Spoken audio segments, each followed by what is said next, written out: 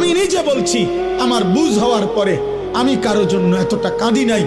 আমি আমার এই নওজোয়ান শহীদ শরীফ উসমান হাদি রাহিমাহুল্লাহ তাআলা, তার জন্য আমার চোখের পানি যেটুকু পড়েছে। আমার শায়েখ আল্লামা মুফতি মুশতাকুন নবী কাসিমি, আমি তাকে দেখছি বাচ্চার মতো অজরে কাঁদছে। একসাথে ভাত খাইতে বসছি, ভাতের থালার সামনে পর্যন্ত হুজুরে দেখছি কাঁদতেছে। কয় মাওলানা, আমি তো ছেলেটারে ভুলতে পারছি না। আজকে তোমরা দেখছো, সারা পৃথিবী দেখছে, একজন 33 বছর বয়সের যুবক। এই যুবক ইমানদার ছিল।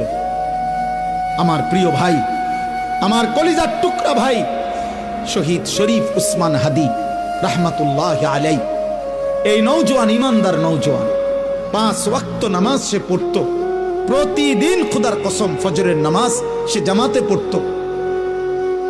ফজরের জন্য বন্ধুদেরকে ডাকতো। ফজরের নামাজ পড়ে তার সংসদীয় এলাকা, যেখান থেকে সে স্বতন্ত্র প্রার্থী হতে চেয়েছে, সেখানে ওয়ার্কিং করত। যেদিন গুলিবিদ্ধ হয়েছে সেদিন তো সে জুমার নামাজ পড়ে আল্লাহকে সেজদা দিয়ে মসজিদ থেকে বাইর হয়েছে। এর কিছুক্ষণের মধ্যেই সে গুলিবিদ্ধ হয়েছে। সে হাফেজে কোরআন ছিল, তার বাবা আলেম ছিলেন, তার বড় ভাই আলেম, সে মাদ্রাসার ছাত্র ছিল। সে আল্লাহকে ভালোবাসতো, পাক্কা ইমানদার ছিল।